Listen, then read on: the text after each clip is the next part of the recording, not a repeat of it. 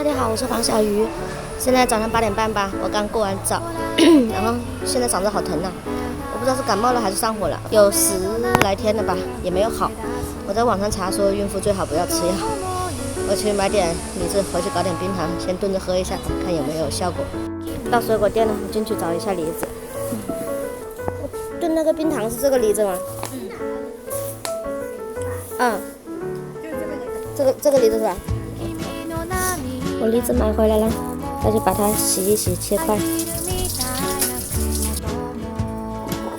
加了点盐，把它搓一下。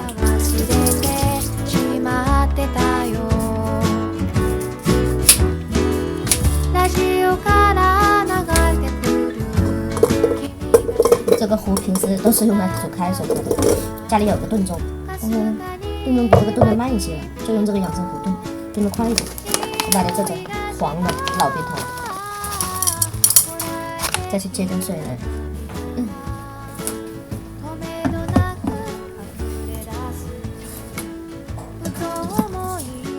我梨子水煮好了，煮了差不多1个半小时吧，闻着还蛮香的。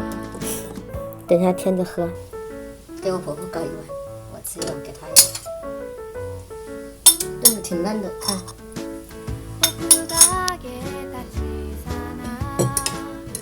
尝一下味道，看好不好吃。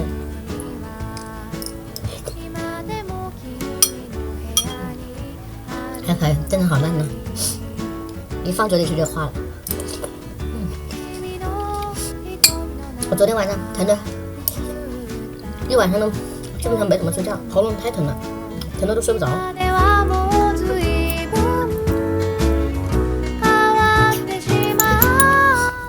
明天再去炖一会儿吃。